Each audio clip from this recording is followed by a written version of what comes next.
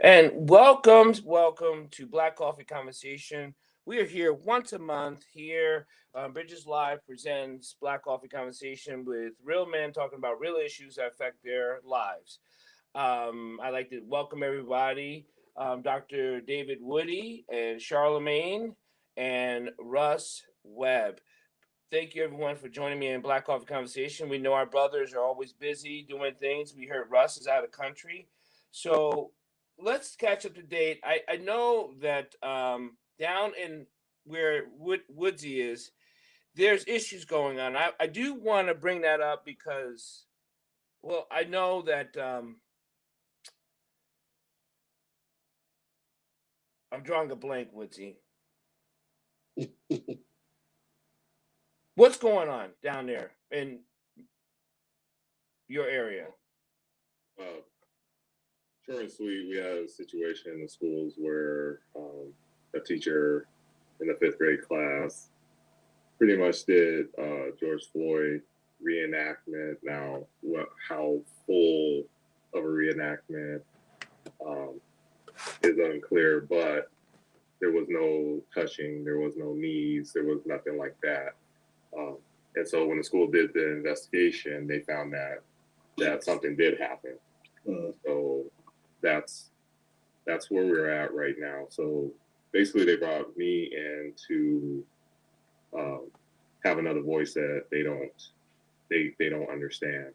I think it would be not a wise move for them to do it without without a voice of a person of color to tell them what's going on and show them how to communicate better and what that means for a person of color. So that's where we're at right now. What was your understanding about the reenactment of the day? Was it trying to do a teaching lesson?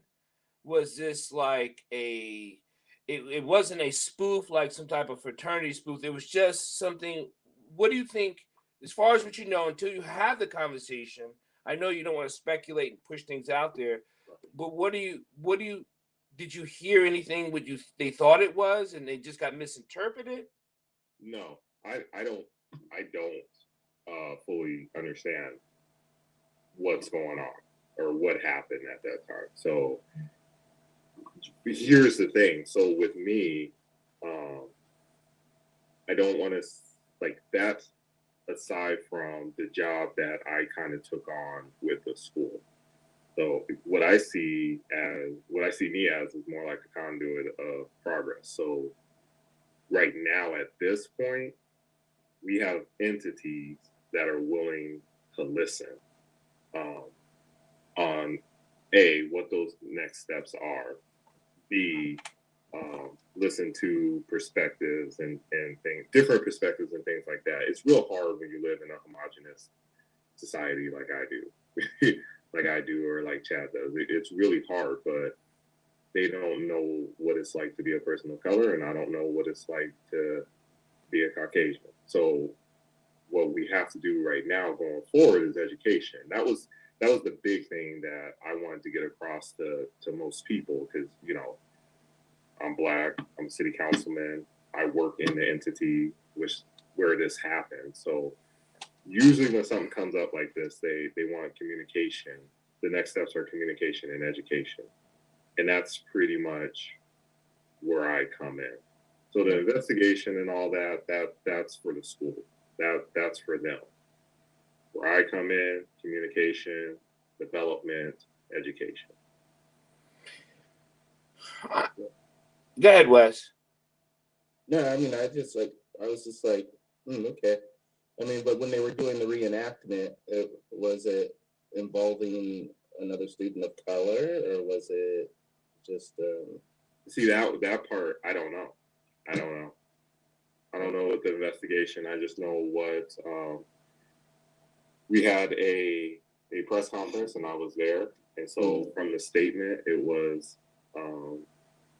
we know what the district said was we know that something happened and it was not something that we intended to happen, and so we're gonna talk to Dr. David Woods on what those next steps are. Um, we haven't had that formulated plan.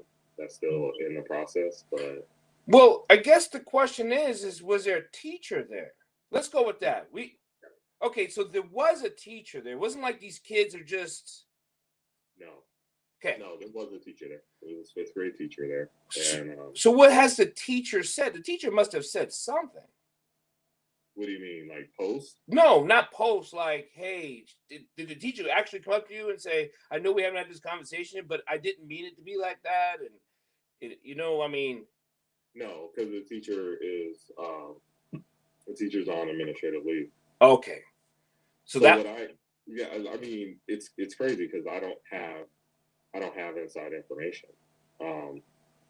I know that something happened. It wasn't what was intended. Whatever that interpretation was with teacher, with parent, with all these people, like I don't know. It would just all be speculation. What I do know is that understanding, communication, education, those things, they have to be paramount.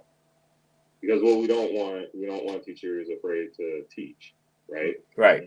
But we live in this homogenous place, which is growing steadily diverse, both ethnic and all ways. North Dakota is getting steadily diverse, and so the need for people to stand up and say, "Hey, this is how things should go going forward," is paramount right now. And so in this city, for the district and for some other entities, that's me and a couple of others. I want you guys to welcome James Spearman. He is a retired 33-year-old police officer, veteran police officer in Annapolis, Maryland. Still putting his hand in the pot, doing some community stuff, mentoring stuff. It's a real good guy. Invite him on for Black Coffee Conversation. Us to just talk about what we want to talk about, right? So I want you guys to welcome James Spearman. Hey, James. How you doing? What's going on, brothers? Thanks for having me. I know when Chad had posted something on Facebook, I've known Chad a long time. Davey, you known him a long time. And to see Chad he is an emotional person. He's a very feeling person, but he was so hurt by what's going on with police officers and what's going down there that he really felt the need to push this post out there. And we had talked about that a month ago about just expressing that we're not okay. When we're not okay, we got to be okay with Black men saying, I'm not okay. I'm not okay with this. I'm saddened by this, and I'm not okay by it. I'm not saying we won't work through it or talk with a professional, but I'm glad that he did that because that's am I right, Woodsy? I mean, that's exactly what we talked about last month. But go ahead, Charlamagne. Yeah, no, I was just elaborating. It's just sad. I've been following, what's been going on, and it's hurtful. We got an issue here going on in Elizabeth City. It's about 2 hours from me. So it's just like the comments continue to rise. We're just trying to figure out how to fire extinguisher to try to put it out. That's the problem. What's going on down there? They killed a gentleman serving a warrant probably about 2 weeks ago. And basically, the individual was trying to flee, and they opened fire onto the individual, basically saying that he tried to run over one of the law enforcement officers. However, with the body cam footage, no one was ever in the direction of him fleeing. So therefore, they just opened fire on him, openly. And they said we had protests and everything down here. Attorney Crump has been in the area. It's been pretty bad the last 2 weeks, 2 or 3 weeks. So let me get this straight. The officer said that he tried to run him over. Right. But that was the initial statement. Okay. And when Trump came, the first body cam footage was only 20 seconds of footage. And they finally released the footage, I think Wednesday of this week, May 12th. That yeah, it was more to it. It was basically like an ambush. Mm. Yeah, so he matter of fact, the verdict of George Floyd came out one day, and this individual, this happened like I think 2 days after that.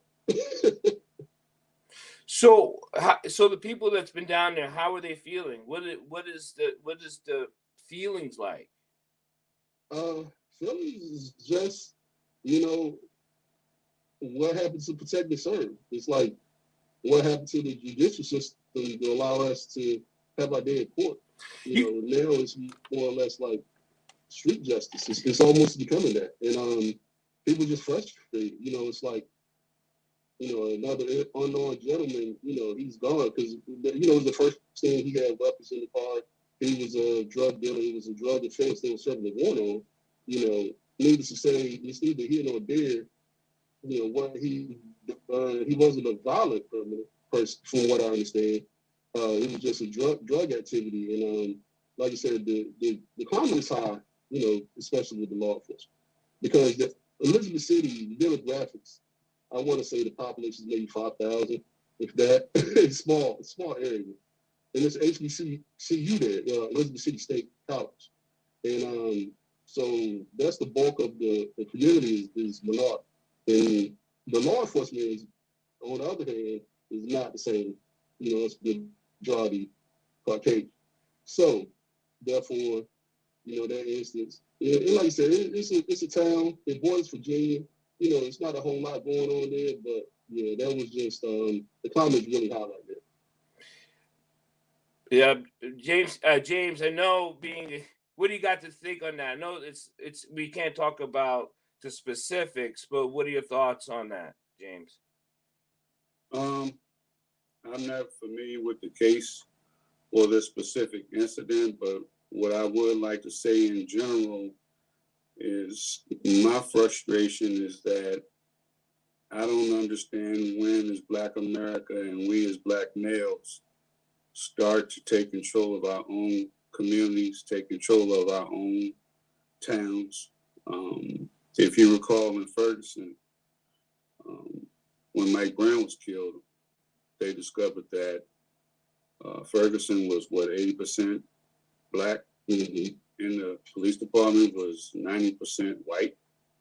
I think that's crazy, and I don't understand. And it's just not Ferguson; it's all over the place, and I'm just not understanding why we don't have more Blacks in law enforcement. That's not to say that that's the end all be all, because I know Black officers who are just as bad as white cops too. But if you have more Blacks within the agency or within the system, you certainly can have an influence on the culture. You know, that's. I had a conversation with some kids. I spent a lot of time with kids, and they asked me why I wanted to be a cop, or why would I ever be a cop. And the statement that I made to them, it was about 7 of them. And I said, well, which one of y'all want to be a cop? And none of them raised their hand. And I said, you'll be the first one crying about having an all-white police department. And so, I mean, when are we going to step up and do what we need to do? And we already know what the outcome is going to be when you have that situation. You're bringing people in to your community who doesn't understand your community, and they don't feel they need to understand your community. Yeah, I don't know. Woodsy, you need a little bit light. You're getting darker and darker. Yeah, I do. So me, I don't know what's going on. You just turned into a new melanin issue. I know. Crazy. Oh, the light. Oh, you need to hire somebody. Get a booth. Yeah. Okay. Hold on. Okay.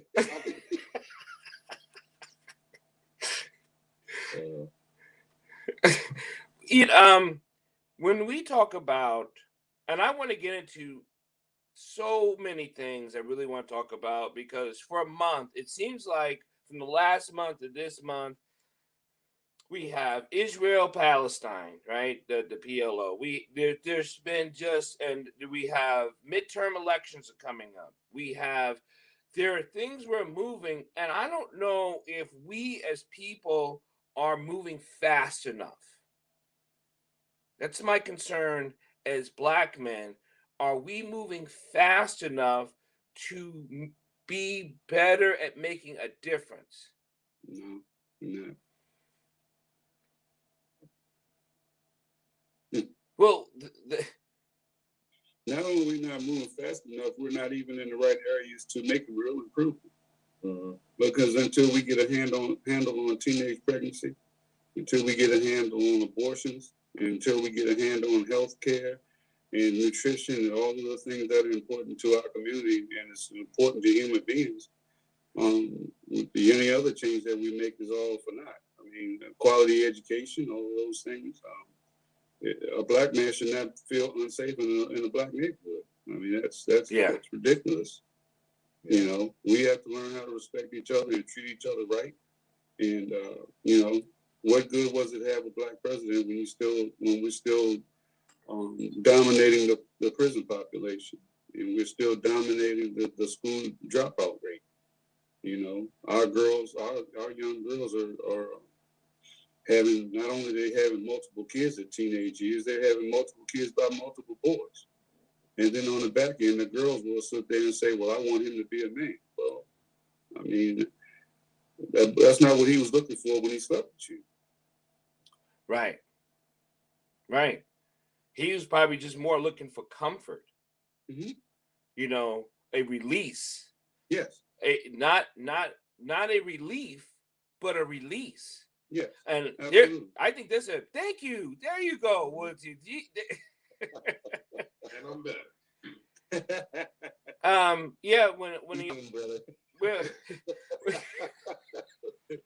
When a young Black man, I mean, sex as a young person anyway, they're more looking for release, and they're not even have the aptitude of looking to heal themselves because they still got issues they're going through, and we know kids are having sex, right? It's not like Black people are the only teenagers having sex.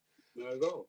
Then my curiosity is, looking at the numbers, how come it's the only Black young girls, the only one getting pregnant at a high rate?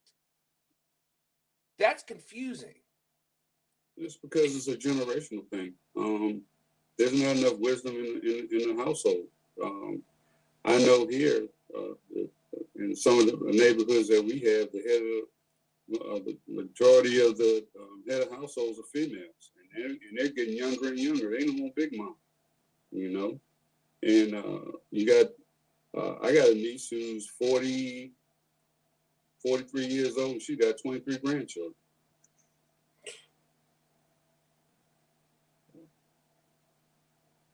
That is speechless.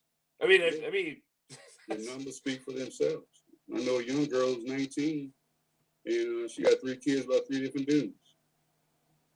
And then when you go to speak to some of these young ladies about it, they take offense to it. They don't want to hear it.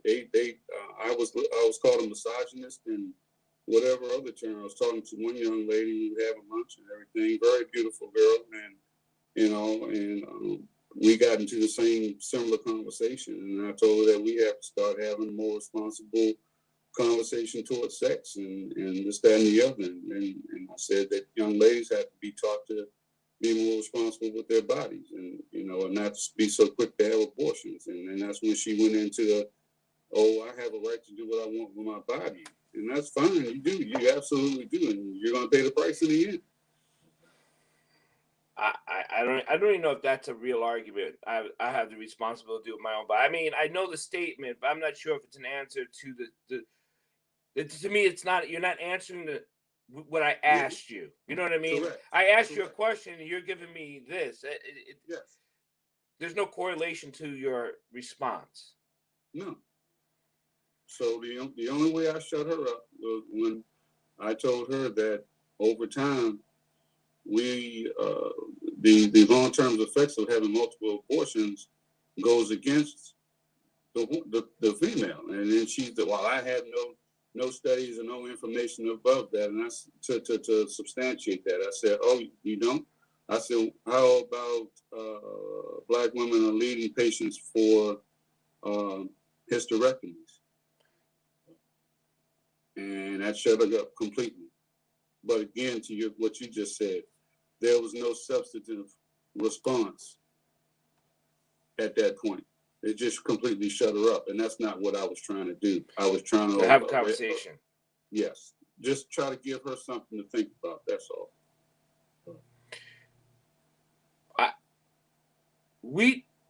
How do we activate the Black male population or the Black community population? Because we've had, listen, Biden just got elected January, not just got elected, but he's already been through his 100 days, right? Like I said, we're already talking about midterm election. Most states, I know Maryland, we have a governor race coming up in 2022. 2021 is over. You know, if we think about election, I always think about election and candidates and things. There's a cycle, you know, and that wave is about ready to kick high and then run fast into 2020, 2022, where we have to elect officials, city commissioners, all of us, right, all around the area for whoever to make a difference in our school boards and all this coming up. And we are still struggling with Charlemagne's talking about a cop running over a Black boy who's used to sell drugs, and we're upset about that, but we're missing the back end of it, right? We're missing, okay, you're still arguing, screaming about this, and yet they're electing people that you don't want elected, or you don't even know who's being elected because you're upset about this. And yet they're pacifying you with this, another check supposed to be coming your way. And not enough jobs are being filled, but people are still stuck in unemployment. Like we're a little bit off as a country, and then as a people, we're really on the side. We're almost like at the Titanic. We're like leaning with a hole in it. We're like this, you know. Who's going to come save us? No one's going to come save us. Which is where, you know, my situation is, is a little different, because now I am that city council, you know, so that person that's there, if they're going to get a perspective, someone's got to be up there. And I'm just saying, you know, in this community, let it start with me. But that has to be widespread. Right. I mean, you're still dealing with people of color not filling positions that need be.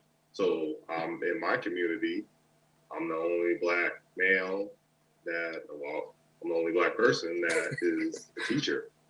And when I was in Fargo, I was the only Black person that was a teacher. So, and I know the police, like the Fargo Police Department and police department around here, are looking for people of color big time. It's becoming so diverse that the languages are different now. You know, you got to speak multiple languages. We're getting there. And so all these entities, especially the public entities, are looking for people of color to step in. They want it. So the situation is a little different in North Dakota. There's just not enough of us stepping in. I don't know if it's different, and I'll tell you why. Because even when we talk to the Black Caucus, right, James, we're looking for qualified candidates to fill positions that are open. There are some issues we have with qualified candidates are applying and they're being kicked. That's different. But we still don't have enough filling positions that are open or applying. They're not applying. So we still have that issue.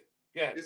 It's getting to the point. I know in bigger cities in North Dakota where they're going into the colleges saying, "Look, we need you." I mean, we are there now where they're going straight into the colleges, teaching, for example, because I can speak for that.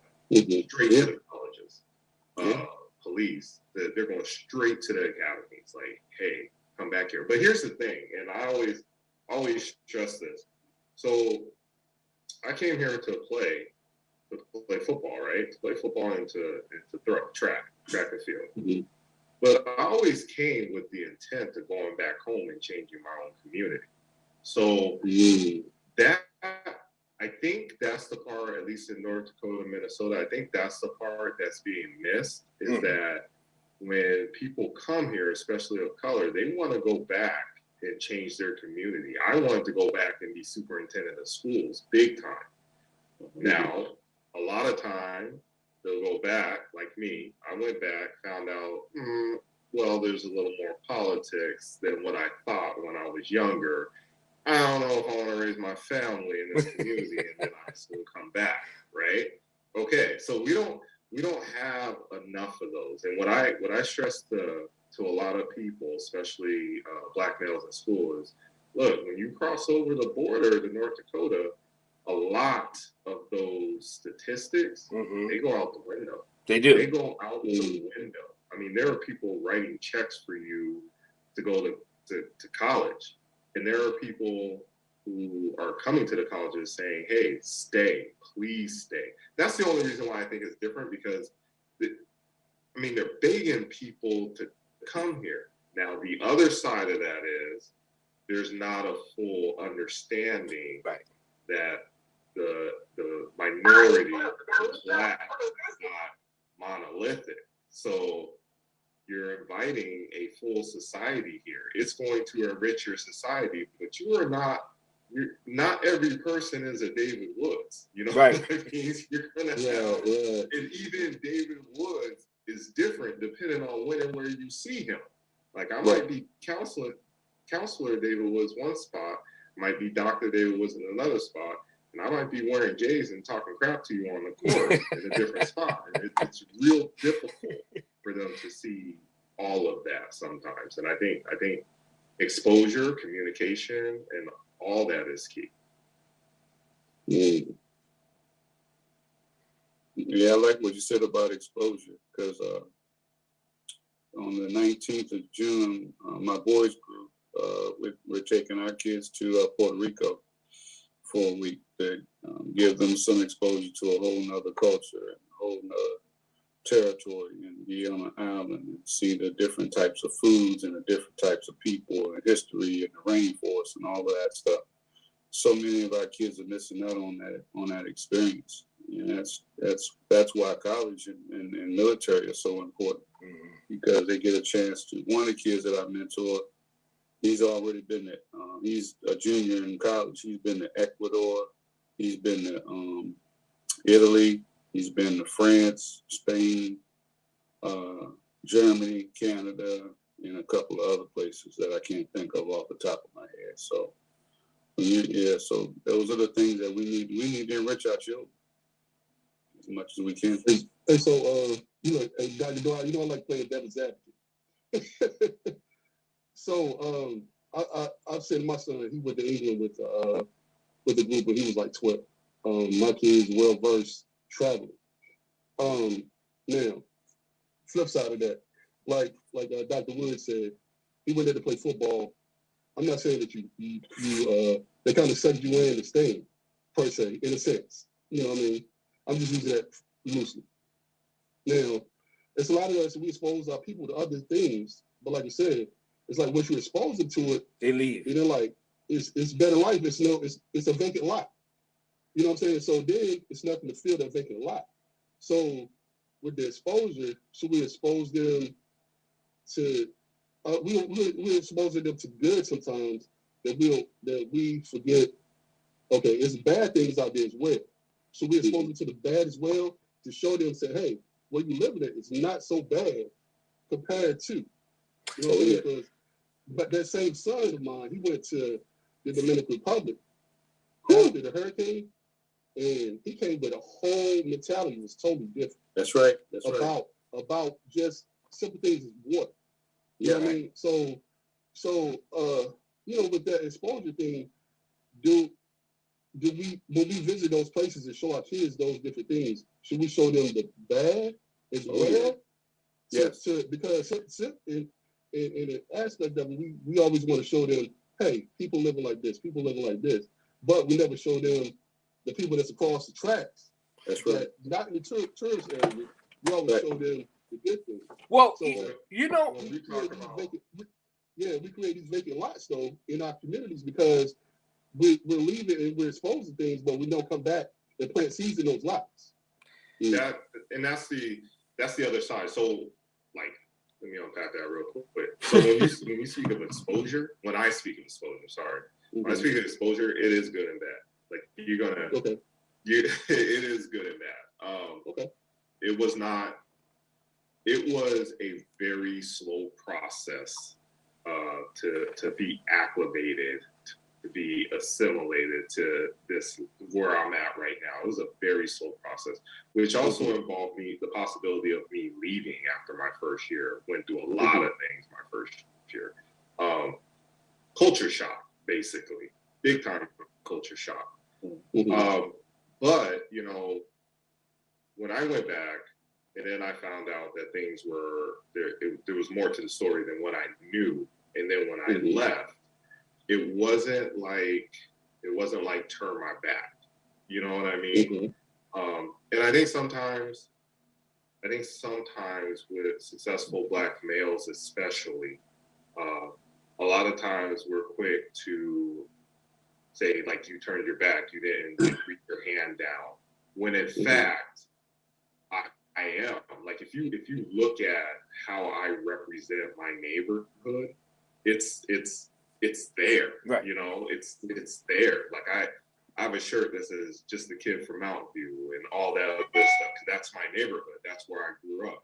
And I feel like through that is how I'm repping my hood. I'm reaching back and saying, look, there's diamonds back there where I'm from. And there are diamonds where I came from.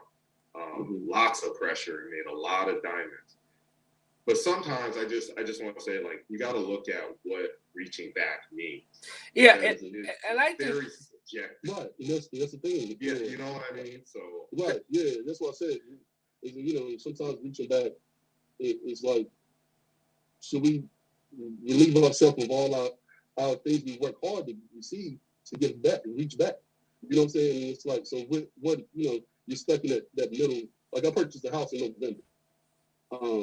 You know, our population I live at is kind of, you know, the vision is really bad.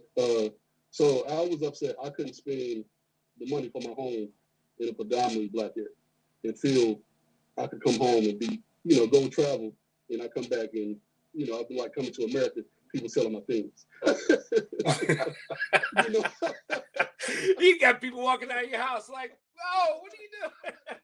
You know, I mean, but you know, that's the realization of it. You know, I live beside a law enforcement officer. He's a city law enforcement officer, and then the other one, he worked for a college. It hurt me. You know, I tried to have minority support in all through the process of my home purchase. The only thing I wasn't able to make that purchase in a community where it was a large majority population. You know, we're sprinkled throughout. You know, it's one on every cul-de-sac. But, you know, it's, you know, out of 500 homes, maybe 30 of us out there. So here's the thing. I know and this is probably this is a great conversation. I know for Black men specifically, I'm not sure if Black women go through this type of thought process as much as Black men, as far as where do I go back to, or where do I stay, or where do I go to? We have three things: go back to, go to, or stay. Because those are our thoughts, because we move across the plains like food. Where is the best eating for me to graze and then for me to grow, right? Because I bet you if I put all five of us in a different place, as uncomfortable it might be for a time, we would go like, okay, get it together. Let's make this work, and let's put some work in so I can develop something. That's what the Black man's able to do throughout history, right? Throughout history, we're able to be like, okay, all right, I guess I got to make it my own. You know what I mean? And as you wrap in your shirt, but I'm going to be here. If I'm going to be here, I'm not going to complain. I'm not going to complain, but I'm going to make a difference. That's what we are. I agree. I will just say this though, like the Black woman has gone through their own history. Mm-hmm. Because when you look at it, yeah, we moved around, but who was that rock? Black woman. Black women, right? Yeah. So and then they went from that rock to like, wait a minute, I can own this. Like I can own this company, and that was kind of that movement that they went through, where it was like, you know, maybe I don't need a man. So they went through their own kind of exploration process, and they're still navigating that. I'm often impressed at how Black women have taken that on, and you know that's kind of a talking point within the Black community itself. But Yeah. I see Black women more and more continuing to do that as well. So it's kind of just everybody trying to find their footing on where we need to be. Now, don't forget when Black women were after college, a lot of them were teachers, and a lot of them went back home to teach. Yeah, to teach. So that's what I mean. It's a navigation that is very impressive. It's hard to figure out, but yeah. But do you think it's too much pressure on us for us? Because just by generalization, success means dollars in our communities. So I actually, my kickback is I think success means safety. Yeah, I mean, but, you know, as our community as a whole, typically, if you're not driving the Benz, the Lexus, the nice Range Rover, I think typically in our communities, that's why a lot of our kids gravitate to the drug dealers, because that's what they feel is successful. You know, and that's why I said I think that's why we travel and leave our communities, because sometimes it's a safety net, but sometimes I think it's that net of us seeking clarity from our peers as being successful by having the nice rides, the nice clothes, and things of that nature.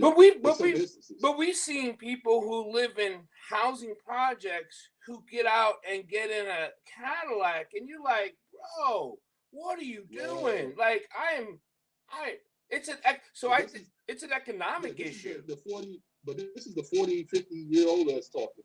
This is not the 15, 16 right. year old us that's impressionable. You see what I'm saying? Because when we're impressionable, you know, we wanted to fly J's. I mean, I had every pair of Jordans that came out when I was in college. When I was in school, my mother busted her butt to get those Jordans for me, because she wanted me not to go out and envy another child. And that's why I said it's like what you were saying about the Black women. Sometimes they're embedded in stuff in us that we don't even know they're embedded in us, because they wanted us to have the nice things. They want us to be, you know, socially accepted by our clothing, first of all, in our appearance. And then, like I said, she could have been living in low-income homes or whatever, but we're going to step out of that house looking fly. And that's how our impressionable state is. And like I said, I try to revert back to my impressionable years when I was, 11, 12. Now I look at the dudes driving the Mercedes, I'm like, oh, that's a nice ride. You know, but now I can care less what I drive as long as I get from point A to point B. And I think that's what with Wes, 100 Black Men, is that what you guys try to divert and show that it's more to life than just having those intangible things? Yeah, with the 100 Black Men, we're addressing issues that are pretty much across the plane of like economics, health and wellness, education, and these type of things, because they're dealing with all kinds of social issues, and of course, Black women being primarily the head of household, there are some things there that we have to really, really unpack and help young Black boys understand what it is to be a Black man and those type of things. And sometimes that's just really hard. And because the thing is, as they say, all black men aren't created equal. And, and I will say, hey, look, there are some issues that these kids are dealing with that I'm not equipped to deal with because, once again, I don't have that type of exposure. But the one thing is, what I look to do is I look to bring guys in who I know that can, in that aspect, and then we start to work together, in that aspect to see how we can address the issue at a whole in that aspect. Because the thing is, where it's key, where it comes to us is, how do we use those resources? As black men, we have different resources, and when we're looking to help out within the community, and that's where my angle is at, because I do recognize, there are some issues where some will not be able to be reached if we don't have a different groups of black men in, because this is an all I call it all hands on deck type effort. Right. You might have the Wall Street guy who's going to be reaching out to corporate to make sure that some of that money is going to be coming into those black communities where they need the help and everything. And also, like you guys talked about with the young black boys, getting them the exposure, getting them out of the neighborhoods to show them that there is something that's different, that they strive to be better, that they're not those kids that are going to end up on the corner selling drugs for those older guys and stuff and everything. Because, if they don't have that type of exposure, they're only going to have that one-track mind, because with the 100 black men, they have that motto: what they see is what they'll be. And if we don't change that dynamic, for those neighborhoods and everything, and help those mothers, then we are truly falling down on the job. I remember, and I got two stories about exposure. Now, I've lived in North Dakota for over 20 plus years, but I came from the New York Bronx to Rockland County, Spring Valley. So one of my sons, when he got to be about, I think he was 11. No, he was 10. Yeah, he was 10. So I took him back home to where my mother was living, where I kind of did my junior high school years and did all my balling and all that stuff, right? And never forget, it was just like a Saturday. It was like 8 o'clock at night, 8 p.m. It was summertime because we were on school break. So I said, come on, let's go. And we jumped in the car, beautiful summer night, right? And we rolled onto, it's called Memorial Park, right? In the middle of, it's a hood park, right? Mm-hmm. We get there. It's about 9:30 because we stopped off and ran to some people. 9:30. The park courts are packed, right? Kids sitting on balls waiting for next, right? Now, he had talked about wanting the ball. He had started balling, right? And I said, we sat there probably till about 11:30. Kids just like yoking it.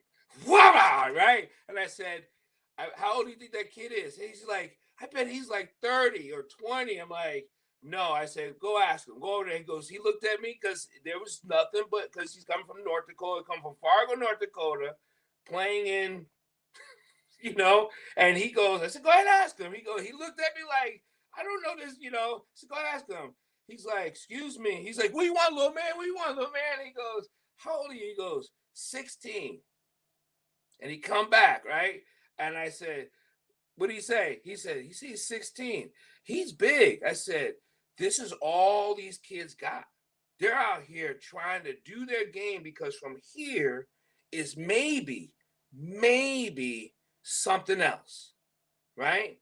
You have an opportunity in Fargo to ball, get a great education, and do anything you want without this hanging over your head or the possibility of getting killed.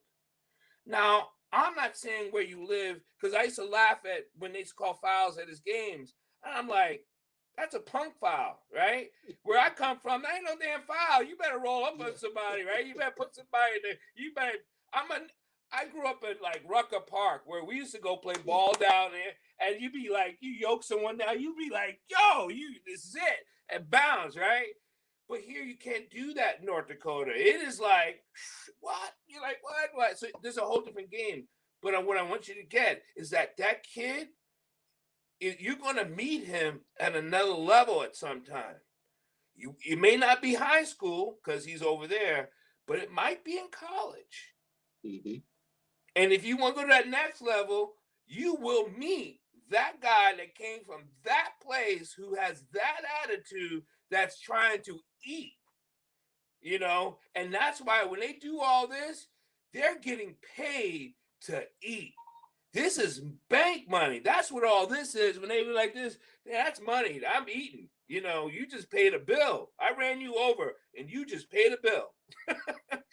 And so he took that as exposure, not to diss Fargo, but to understand he can bring his game up to another level. The back end to that, I have a second story. So I leave for the military, come back on leave. A guy I played ball with who was a good ball player. He got accepted to, his grades wasn't that well, but he got accepted to a junior college. And the next time I come back out of service, I stop over the bus stop and he's all cracked out. So he could have left, didn't. The community ate him up, and now his teeth are gone. I mean, it was a mess, right? And I looked at him like, did I know him? And I was like, oh, shoot, right? Because he's a mess, right? And I was like, oh, man.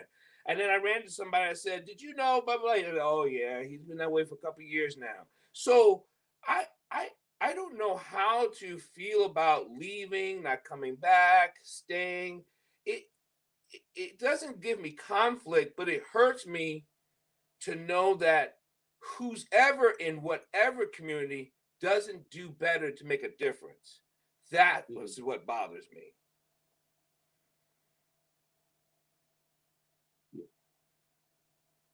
Like I said, it's a tough situation. Yeah. It's tough for all of us because, like I said, you could have been that dude. You could have been that guy. Mm-hmm. Possibly. And like you said, without exposure, military exposed me to a lot of things. It allowed me to see different cultures and different, ways to live. And, it helped me out a lot in the long run. And like you said, when I come home and leave, same thing. Guy that was rushing for 1,000 yards, he's like a stupid man. He's like, what? Yeah. And he's like, nothing. He's nothing. Yeah, it's a tough one. That's what I said. It's like, but I think when you come home, you see these vacant lots. And like you said, when things like that happen, I consider that a vacant lot also because somebody vacated it. Yeah. You know what I mean? In a sense. So how do we? But did I vacate it? You know what I mean? Like, should I feel like, man? Like you said, I could have been that guy that said, "Hey, Mike, let's do this instead of you doing that." But that's why it works. Like I said, no matter where I'm at, no matter what community I'm at, I'm going to put my hand in the dirt to build something, to make it grow, not for me, but for them and for the next. Right. You know what I mean? Yeah. Build for the next, build for now, and build for the next. That's how I feel. And you guys know that just about me, but everyone, I don't know if we're doing enough to build for now and build for the next, no matter what small neighborhood we live in, to the township we live in, to the county we live in, to the state we're in. We're not doing enough, and it's moving faster without us, and we're getting left behind. Because I think this election opened up maybe we went like this when Trump left for whatever reason, right? 7 million people voted for him. So what are you doing this for? What's all this? Woo? You got 70 million people out there that voted for him. That means, think about it. If you didn't vote for him, that's still 70 million people against you. Do the numbers. Work the numbers. The numbers are not on your side. So what's all this? Woo, we got out of that one. No, you didn't. You put yourself in fire is what you did. I think that we as Black people have to start realizing that we have our own issues separate and distinct from American society. And I think we have our priorities as a whole mixed up. Like I was telling Dr. Paul, I was coaching football and basketball before the pandemic hit. And I would get in conflicts with fathers because they would never show up to practice. They would show up to the game and want to know why his son's on the bench. And it's like, well, your son didn't come to practice. Your son's not listening. Your son's not doing this. He's not doing that. But yeah, but he runs fast. I can't do nothing with another fast kid. I'm sorry. Your kid's not listening. And then you have the mothers who have it planted in their minds that their kid's going to be the next Bron, or they're going to be the next Zeke, or he's going to be Michael Vick, or whoever you want to throw in the mix. And they don't have any idea how the game goes. They just know their kid is good because somebody told them so. I had one young man who was playing one position, and mother came up to me, "Why'd you move my son to safety?" I said, "Because he runs fast and he hits hard." "Well, I want him to play over here." I said, "Well, I can't use him over there." And she just looked at me, and then she's like, "Well, I don't think you know what you're doing." I said, "Well, I mean, you're okay. Well, this is free. I'm not getting paid for this. You asked me the question, that's the answer." And I said, maybe if your son would pay attention, maybe if he would come to practice on time, maybe if he would do what he's told, maybe if he would keep his mouth shut, maybe if he would stop trying to tell me how the game of football goes, then maybe he could probably be in that position that you want him in. I almost want to put up you can say something if you checked 4 of these boxes. When's the last time you've been to a PT meeting? When is the last time you voted for a city election? Now, I'm not talking about presidential, city election. Yes. When is the last time you went to a housing economic education meeting? Yes. When is the last time you mentored a child? If you check boxes out of these, you can come talk to me. Right. Almost get like a card like this, just like this. Just like here. I used to coach AAU basketball, and that same thing. It's like, you get into those confrontations with those parents, and it's like, he really probably shouldn't even be on this team, but we need it. We needed some bodies to practice. You know what I'm saying? Yeah, we needed somebody on that bench. Because my other 5 get tired.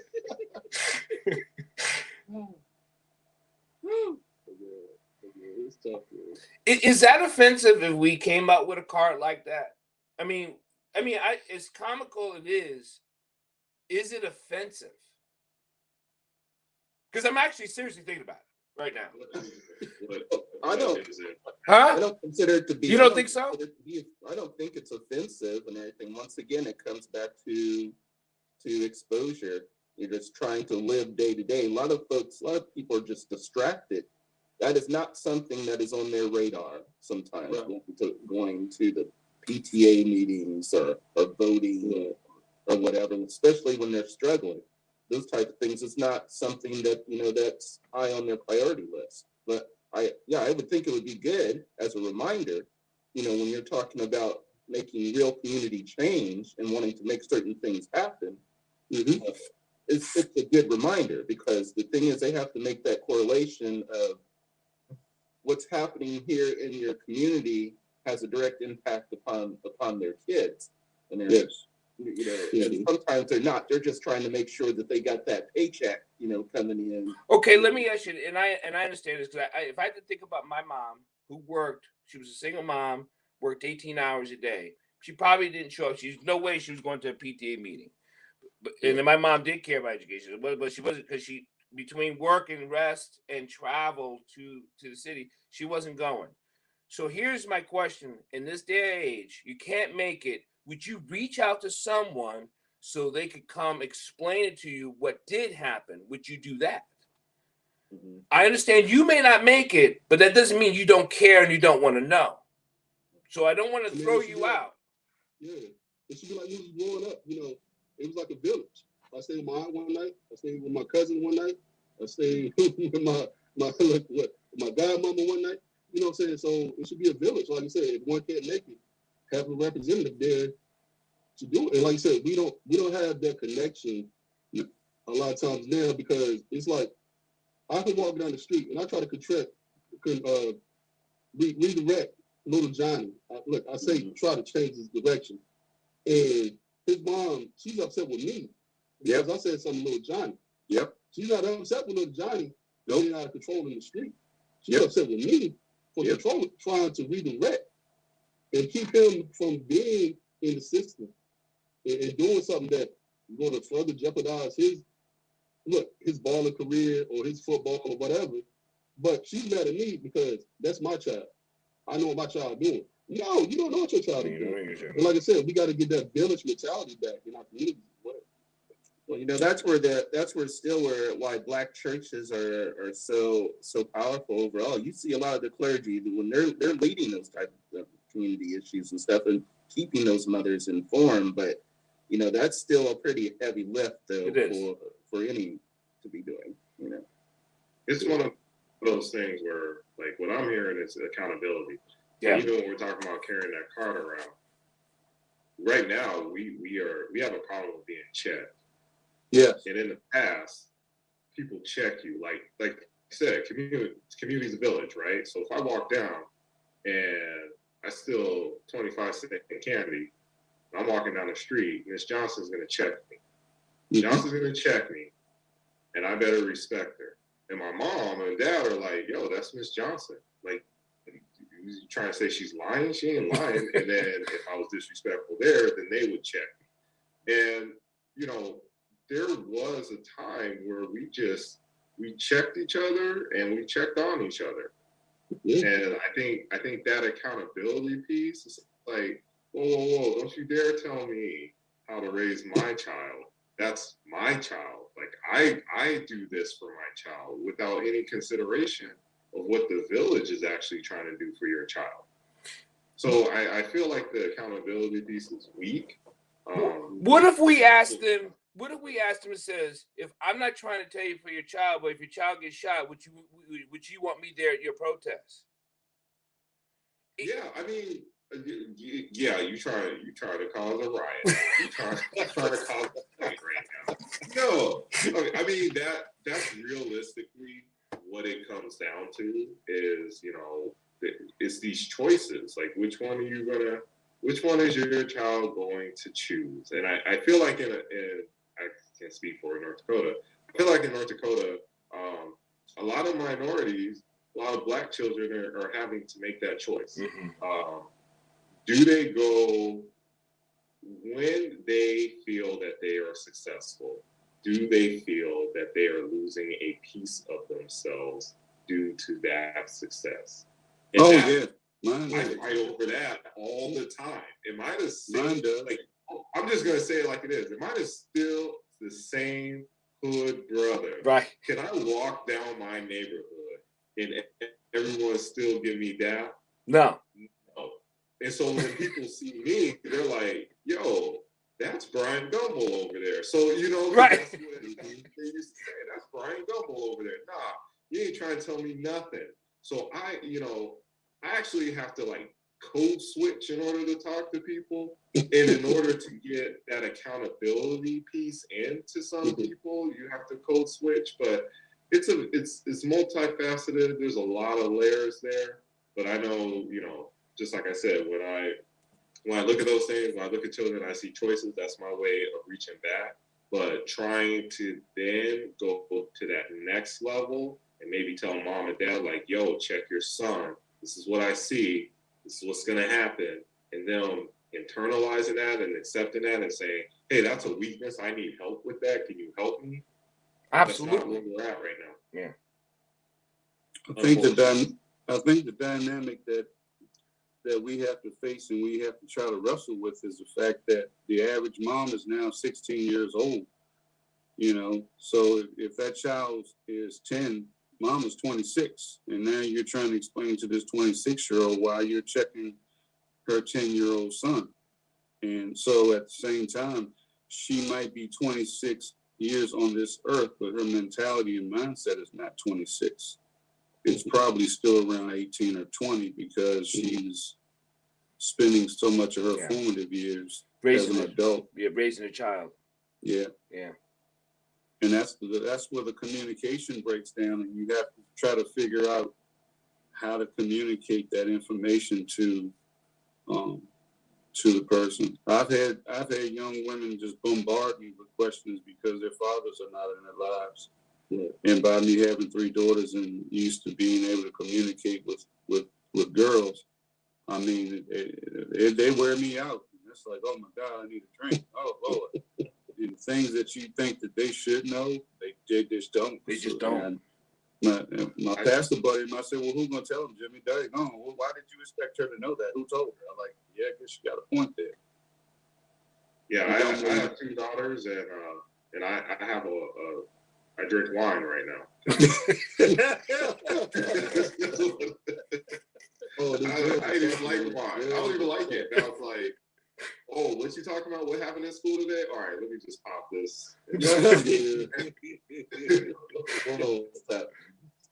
Well, you know, when Snoop Doggy Dogg has his own wine collection, it's okay. Yeah. I ain't mad at that. Before we take off, I would just say, Woodsy, you put on some muscle.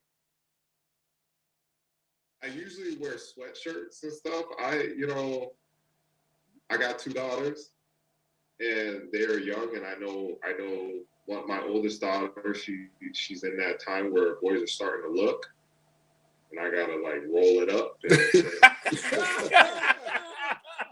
Look at this.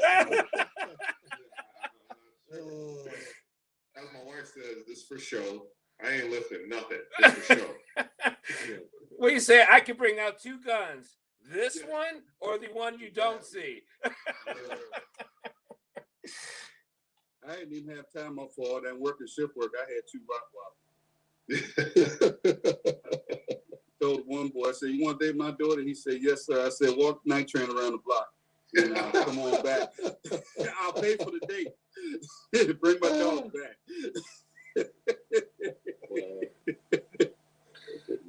I know I just did a body fat composition. I don't know if you guys saw it. 284 at 23% body fat. Wow. Yeah. Yeah, I see you out there at your gym, like no shirt. Yeah. Just look at me, all my glory. I'm impressed. I mean, I don't think this might all go south by the time I'm where you at. So. Real impressive. I don't think so. I don't think the civilization, and here's how I look at it. And this is really how I think about it. It's a military mental mind. If your body's not right, your mind's not right. Mm-hmm. And if your mind's not right, your life's not right. So how you want to get it right. So if you're feeling good this way, get the other part of your life right. Because you're going to be attacked on one of those levels anyway. It's either going to be spiritually, emotionally, physically. Yeah. So if you're not working them out, the attacks will hurt. And you're not going to be prepared for it. And it's okay to have a bad workout or to not make it all that often. But know this, don't hate yourself when you don't feel prepared for it. Because it's coming. It's here. If you read the news, it's been here. It's always here. That's what I'm saying. Do the numbers. I was doing a number information on the United States as a whole against the non-average person, right? People talk about neo-Nazis or strictly conservative white Catholics, right? All those other things. The numbers are real, right? Black America is only 37% of the population, right? That has an African Black descent. It's the census. Unless you didn't fill it out, 37% of 338 million people. That's it. That's around roughly 42 million blacks. 56% of the men voted for Trump, right? So what is that? Still, even if you do something simple math and say there's 20 million black men, 20 million black women, right? 56% voted for Trump. They were probably businessmen, economic reasons, 401k, blah, blah, blah, right? Mhm. The other numbers, they say there's 22 million registered neo-Nazis. Got them out. 1 out of 10 white America believes in neo-Nazi views. That's another 10 million people. That's 32 million people who have the idea of neo-Nazi ways. That's over 90% of black population right there. Who do you think you're living around? Right? No, without a doubt. And most of these people are in high level positions. They're not washing your car, right? You pull up to a car wash, they're not there. When you go to a food and get your food served, they're not there. They may be the manager, district manager. So where are the people that voted for Trump that you see on a regular basis? You don't see them because you don't have dealings with them because they're in different positions in the United States. They're in the judges. They're in high-level CEO management positions. Even if you put them in all of majority of white community in North Dakota, Montana, Utah, you still don't get 2 million. North Dakota only has 367,000 people total. Minnesota, the state, only has 3 million. No, more. Minneapolis has 1 million something. Yeah, it's only like 3.5, 4 million people in Minnesota. So even if you put them in the Midwest, they're all over Philly, Chicago, New York. They're in big cities. They're not in the States. You're thinking like, oh, they're out there. No. They're the bank officer who you have to get your loan from. Mm-hmm. And if he's not the bank officer, he's the bank president. The numbers are telling you we are in a position that we are going to have to defend ourselves economically, spiritually, mentally, emotionally. And we just can't go around getting all steamed up in rush and saying they did something wrong. You probably didn't do something right. Mm-hmm. Right. In your travels, you guys' travels, have you ever realized that a lot of black people don't even really understand how complex racism really is? Yeah. I feel like a lot of the definitions are mingled. I think a lot of them mean, like when a situation arises, a lot of it is discriminatory. A lot of them are by bigoted people. And sometimes it's just simple prejudices. So I find that the definitions often become synonymous in people's minds for those things. They kind of just throw them all together. Yeah. And that's our problem because I find that I kind of broke it down into 4 different categories. You know, you have your violent extremists. That speaks for itself. Then you have your white supremacists. And then you have your white privilege, and then you have your oblivious ones. And people, and once you start learning how to break it down that way, you may have your own categories, but you start to learn how to approach people, those situations and those people in a better, more tactical fashion. And when you start understanding, because I would say to people just what you said, I would ask the people who I mentioned this to, who do you think is the one who affects your life the most.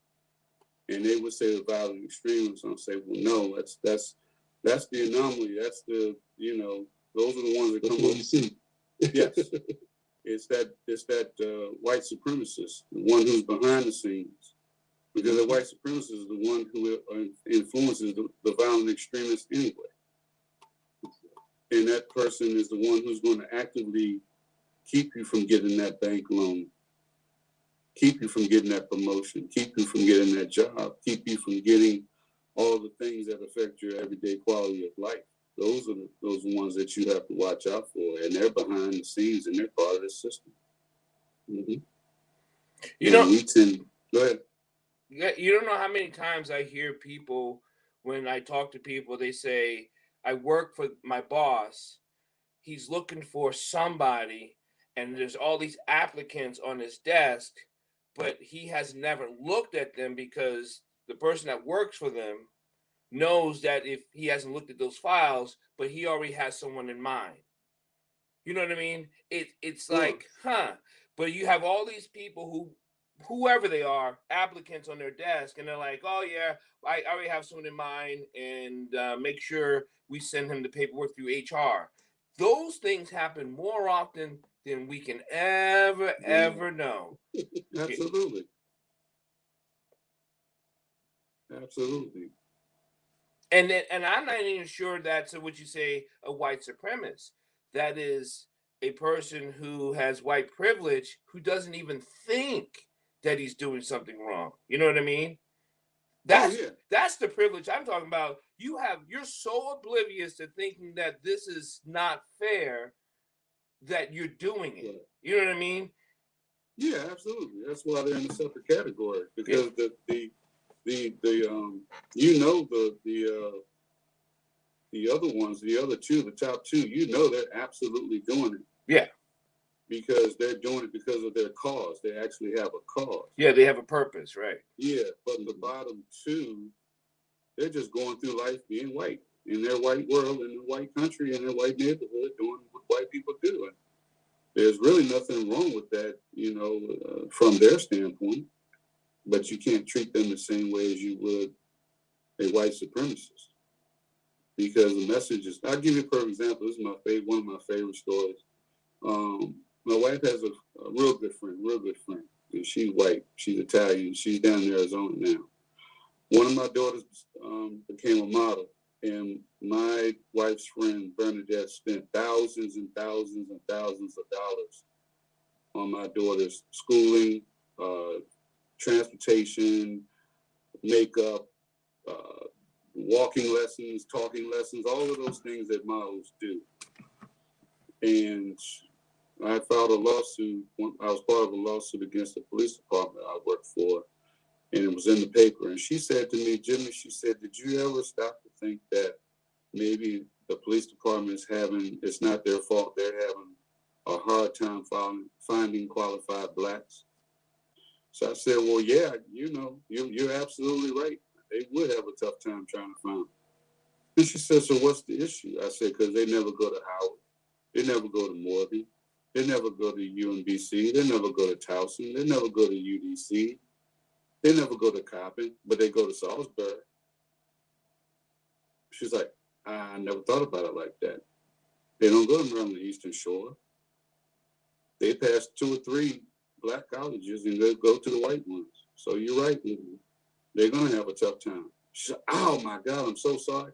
I never thought about that. Well, she's oblivious because she don't have to think about it. She's not black. Right. She didn't have to. Mm-hmm. Yeah. You know, that doesn't make her a bad person. No. All right, my brothers, enjoy your Saturdays. Have some wine. Have a little bit of toss. Be good. Love your daughter's work.